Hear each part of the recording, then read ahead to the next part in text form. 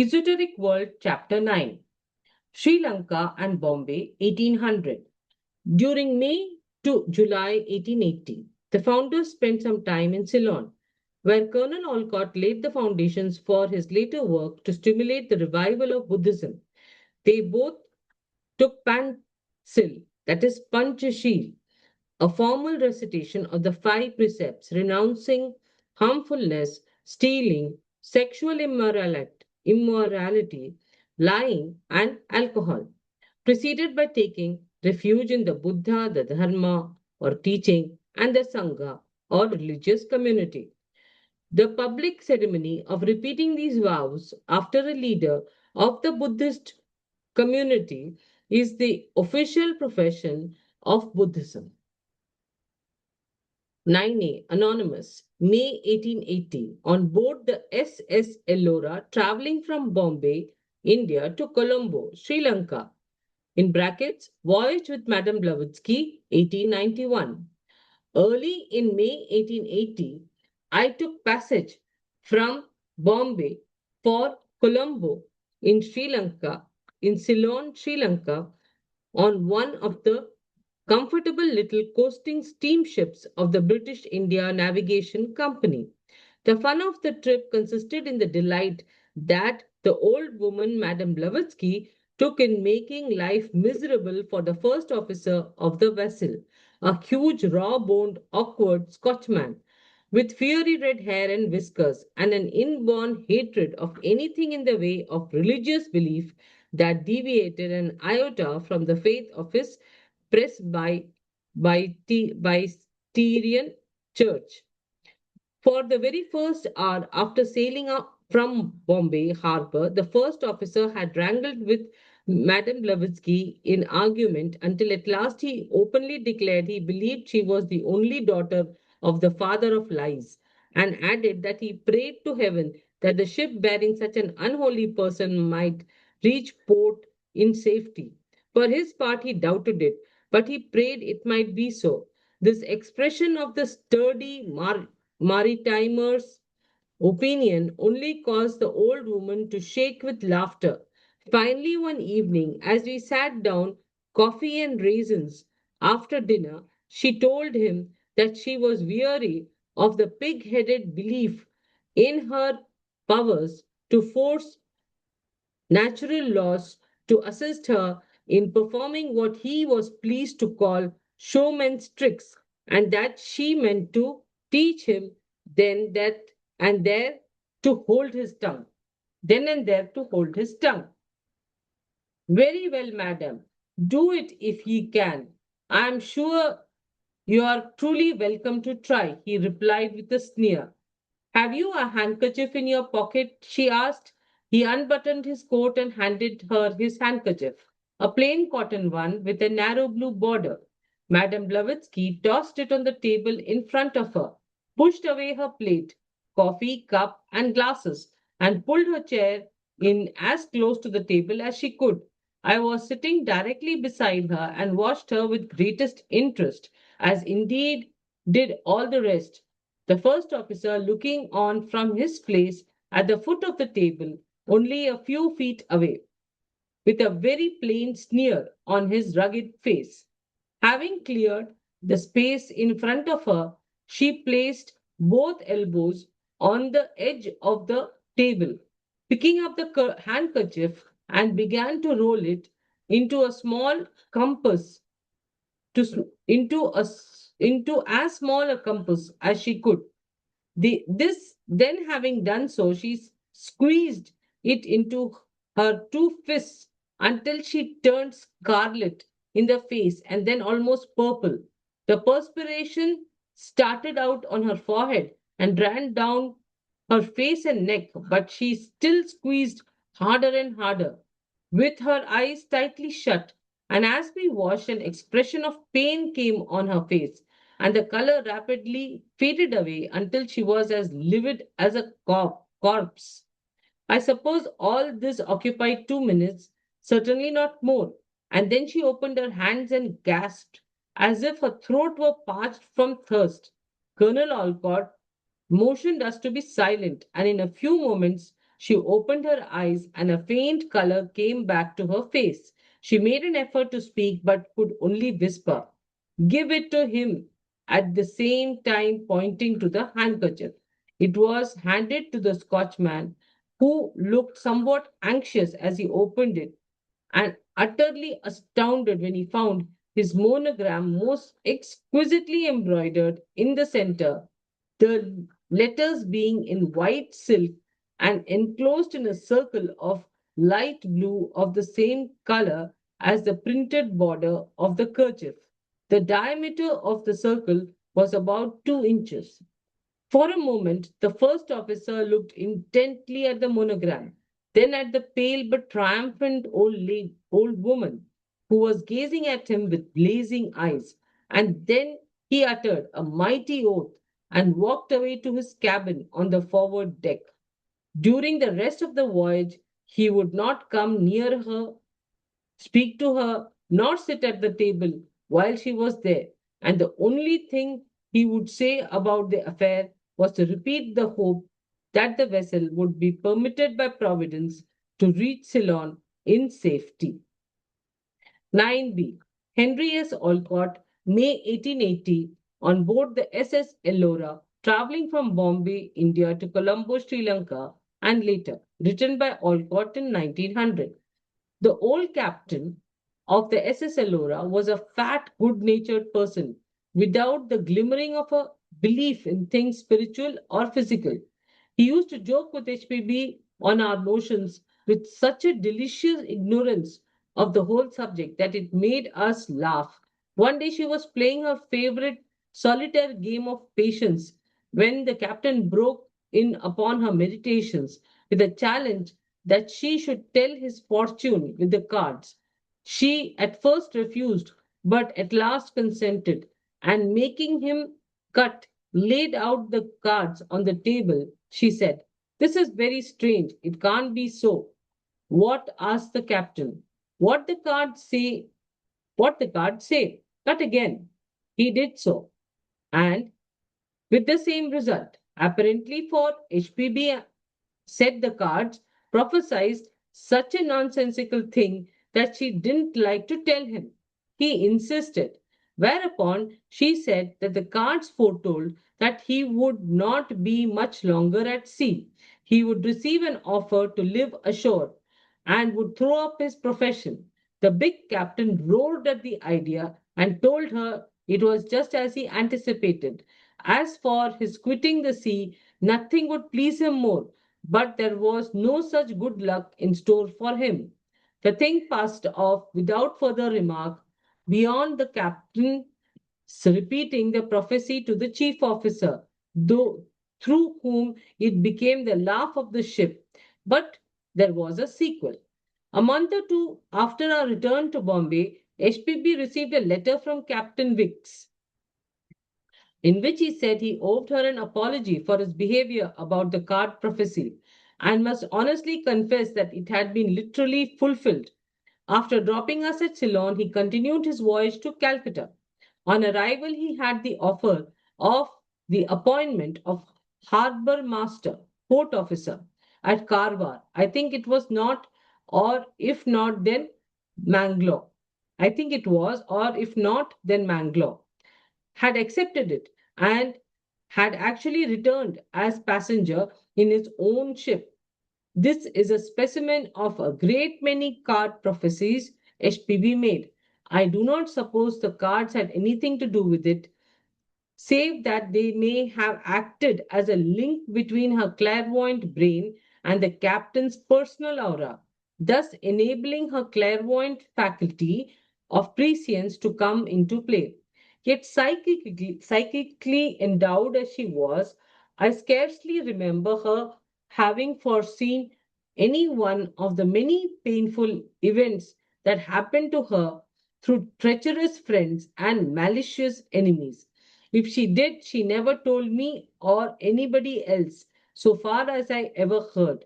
A thief stole something she valued once at Bombay, but she could not find out the culprit, nor help the police whom she called in.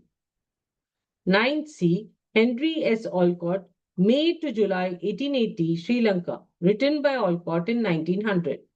A visit to Sri Lanka, long urgently requested by the leading priests and laity of the Buddhist community, had been determined upon, and the preparations occupied us. Everything being ready, we embarked on the 7th May in a British India coasting steamer for Ceylon. The party consisted of the two founders, Mr. Edward Wimbridge and Damodar K. Malvalankar, and others.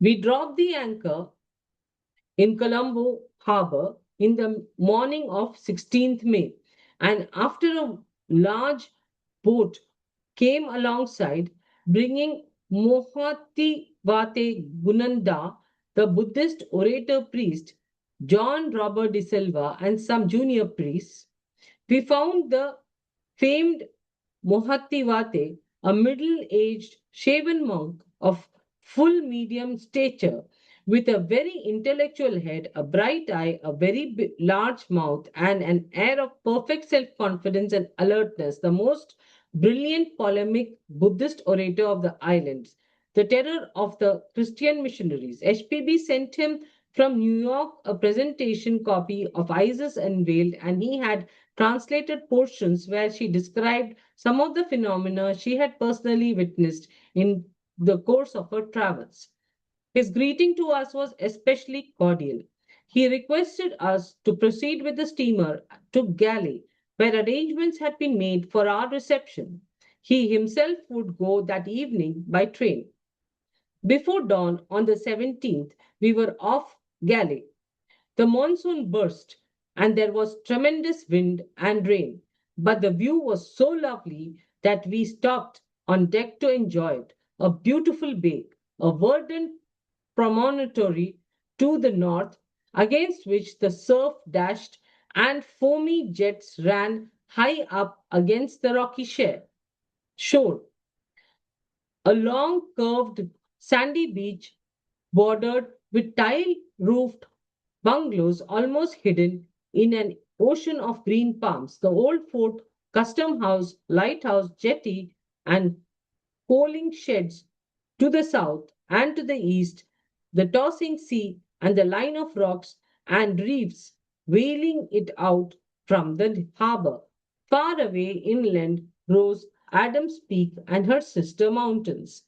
After breakfast, in a lull of the storm, we embarked in a large boat decorated with plantain trees and lines of bright colored flowers, on which were the leading Buddhists of the place. On the jetty and along the beach, a huge crowd awaited us. A white cloth was spread for us from the jetty steps to the road where carriages were ready, and 1,000 flags were frantically waved in welcome. The multitude hemmed in our carriages, and the procession set out for our appointed residence, the house of Mrs. Vijayaratne. The roads were blocked with people the whole distance, and our progress was very slow. At the house, three chief priests received and blessed us at the threshold.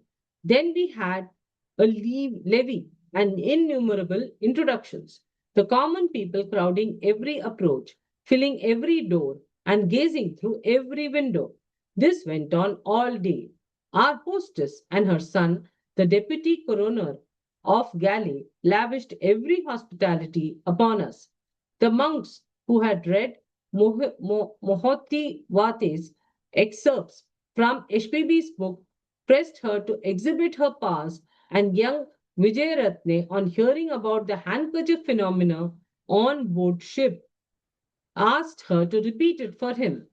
So she did, and again Mr. Dice, each time obliterating her own embroidered name and causing theirs to replace it. The excitement, of course, rose to fever heat and culminated when she made some fairy bells ring out sharp in the air. near the ceiling and out on the veranda.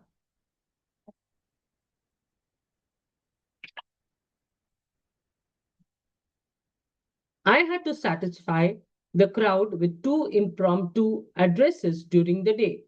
Our rooms were packed with visitors all day.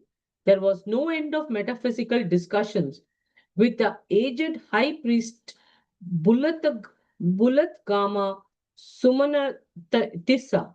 Old Bulatagama was particularly persistent disputant, very voluble and very kind.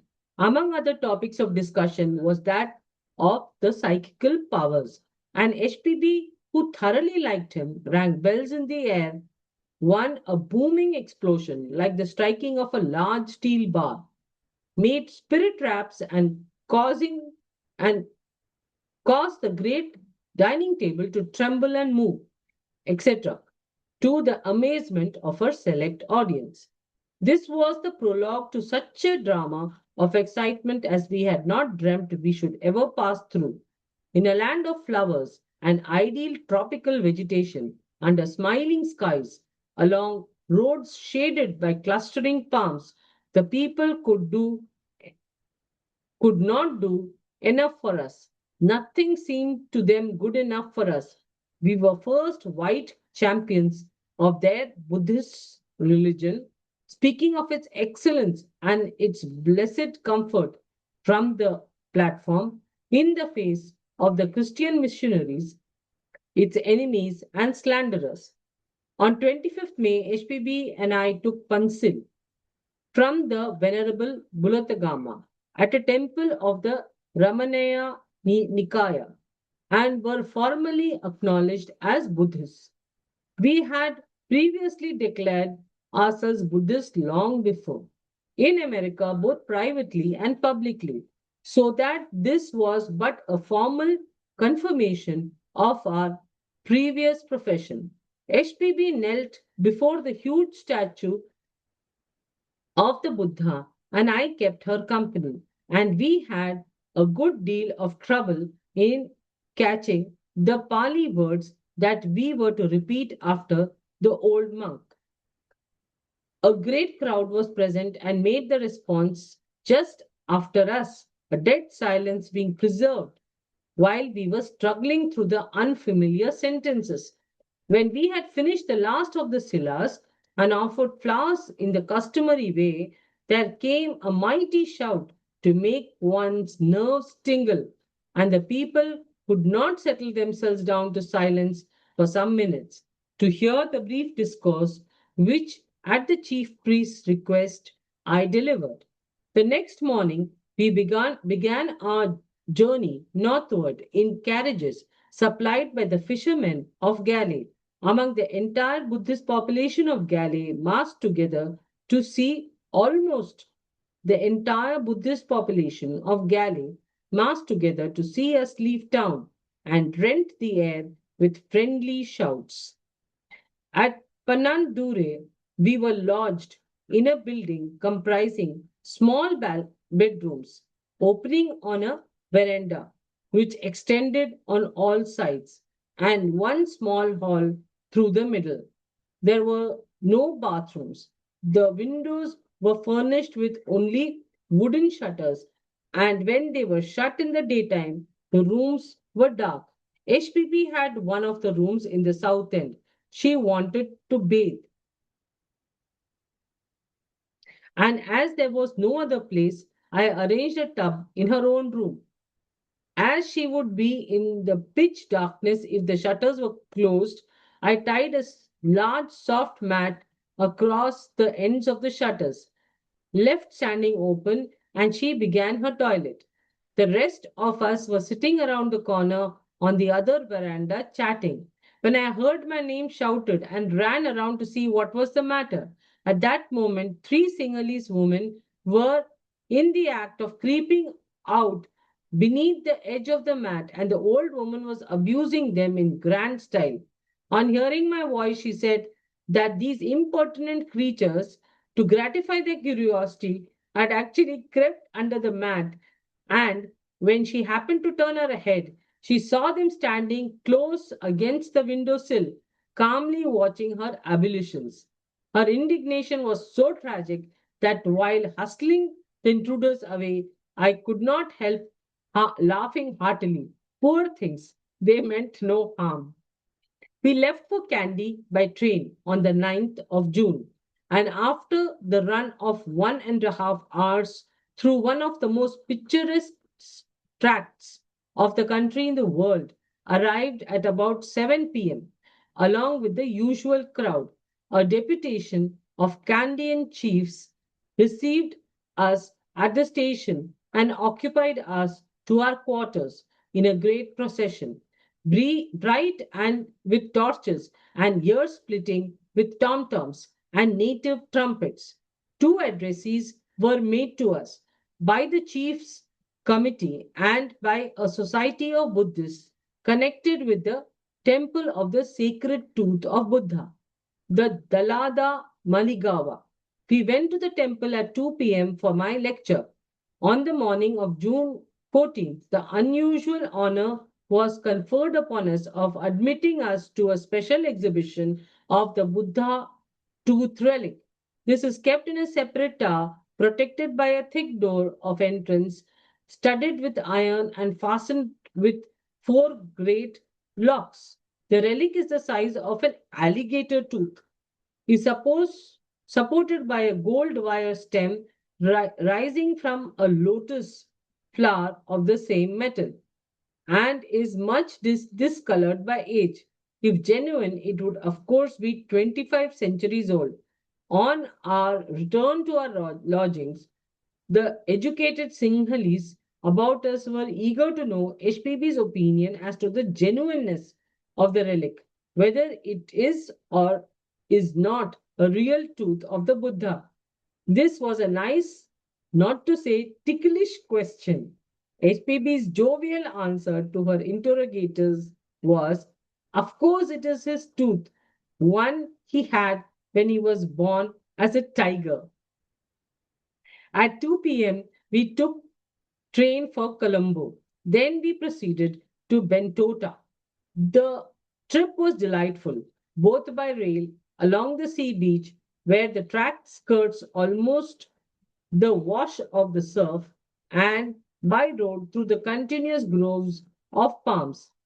Our reception at Bentota was princely indeed. There was a procession a mile long, at least 10 miles of decorations along the road and lanes. I lectured from a large decorated pavilion or platform. We passed the night at the rest house or traveler's bungalow, a government affair. We were all agreed that we had never seen so delightful a house in the tropics. The lofty ceilings, the floors of red tiles, the walls of laterite, thick and cool, a wide veranda at the back, just over the rocky shore of the sea. The rooms at last 30 feet square, the sea breeze sweeping through them night and day, a bathing place on the beach, abundance of flowers. HPP declared she would like to pass a whole year there.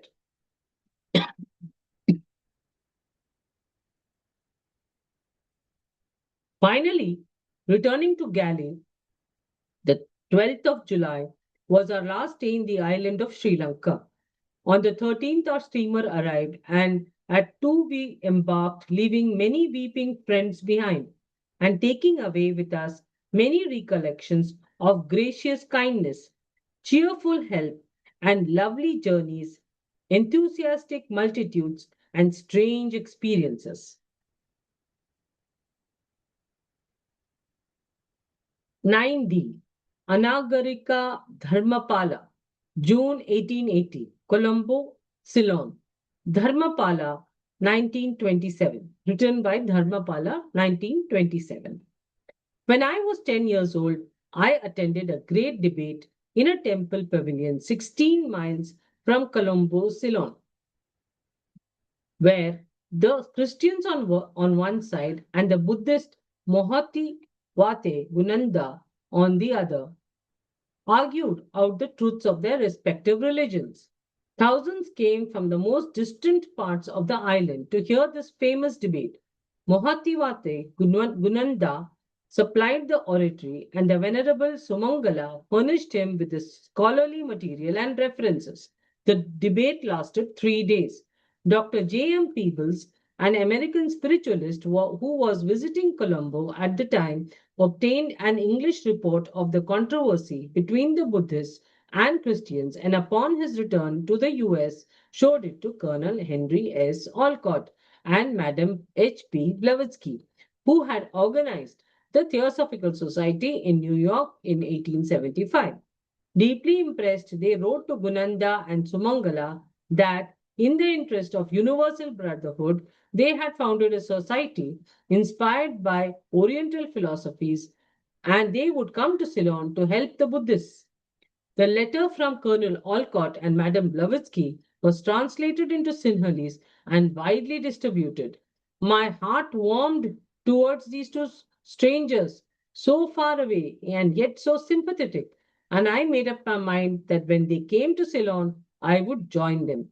They did come to Colombo a few years later when I was 16. The Buddhists entertained them royally. I remember going up to greet them. The moment I touched their hands, I felt overjoyed.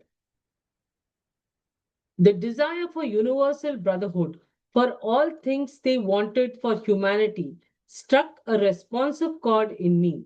I began to read their magazine as I walked in the garden overgrown with fragrant plants or along the shore shaded by teak and cocoa palms.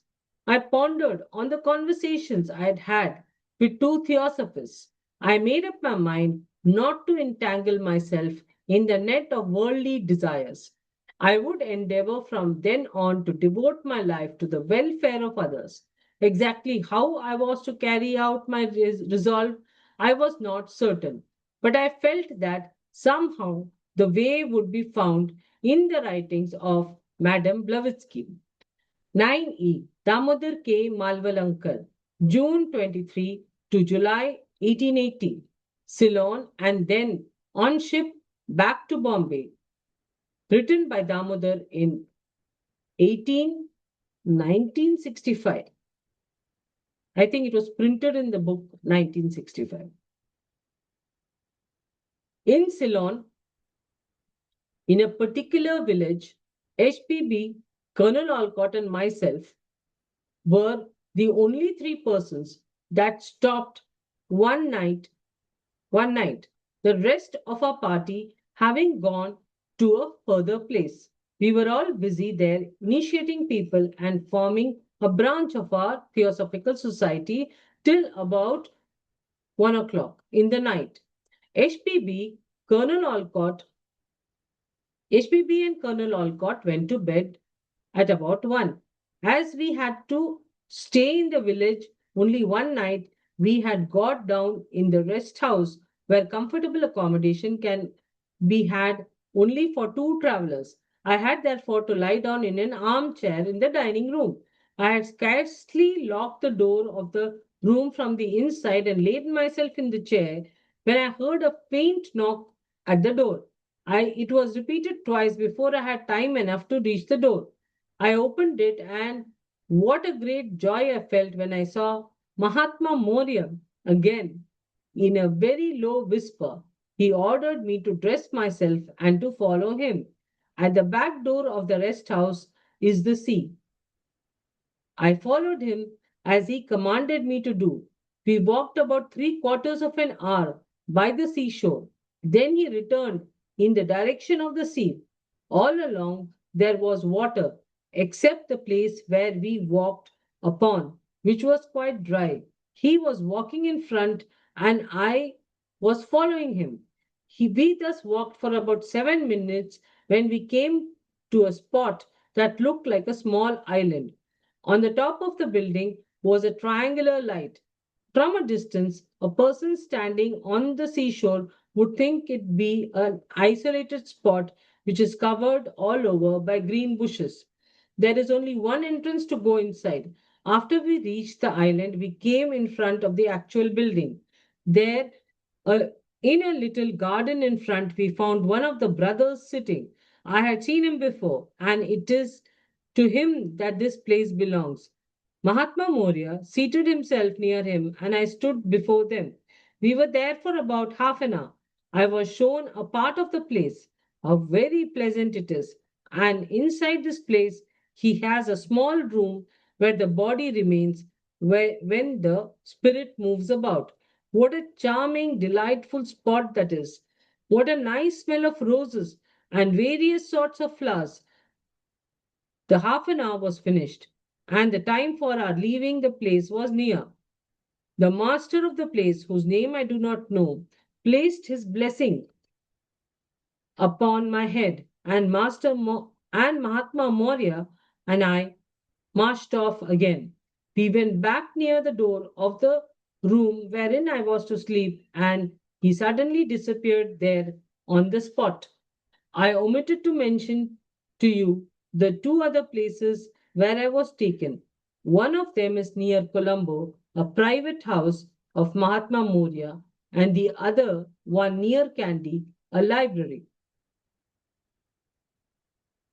One evening on the steamer on our way back to Bombay in July 1880, we finished our dinner and I went in my cabin and put on my coat. Without thinking, I put my hands into my pocket as I usually do, and lo, in the right hand one I felt some paper. I took it out, and to my surprise, I found a letter addressed to Madame Blavatsky. I took it nearer to the light. The cover was open, and on it was written in red the words for Damodar to read. I then read the letter, thinking all the time of this matter. I lay down in my bed, absorbed in deep thought. I was startled on the sounds of footsteps in the cabin, which I had locked from inside. I looked behind, and there was Mahatma Maurya again, and two others. What a pleasant evening that was, speaking of various things in regard to knowledge and philosophy for about half an hour. 9F Henry S. Olcott, July to August 1880. Bombay, written by Olcott in 1900. By way of contrast to the pleasant experiences of the Ceylon tour, we had a terribly rough sea passage from Galley to Colombo, and all of us were miserably seasick. It rained cats and dogs on the last day of our return journey, as it had nearly every day. The decks were wet. HPP made absurd efforts to write at a table placed for her by the accommodating captain on a couple of gratings in a comparatively dry spot, but used more strong words than ink. Her paper was so blown about by the gusts that swept the ship. At last we entered Bombay harbor and in due course had solid ground under our feet. On the evening of the 4th August, Mahatma Maurya visited HPB, and I was called to see him before he left. He dictated a long and important letter to an influential friend of ours at Paris and gave me important hints about the management of the current Theosophical Society affairs. I was sent away before his visit terminated and left him sitting in HPB's room. Then we received from Senate an invitation to visit them at Shimla. We, HPB and I, with our servant Babullah, left Bombay for the north by the evening mail train of 27th August. We came in sight of Shimla just before sunset on September 8th. A servant of Mr. Sinnett's met us as we entered the town with jampans, chairs carried by porters by long poles, and we were soon under the hospitable roof of our good friend the Sinnetts, where a hearty welcome awaited us. 9G Damodar K. Malvalankar, September 1880, Bombay, India. Written by Damodar. August 27, 1880. HPB and Colonel Olcott left Bombay for Shimla and other places in the north of India. I worked all alone in HPB's compartments. One day in September at about 2 in the morning, after finishing my work, I locked the door of the room and lay in my bed. Within about 2 or 3 minutes, I heard HPB's voice in her room calling me. I got up with a start and went in. She said, "Some persons want to see you," and after a moment added, "Now go out and do not look at me."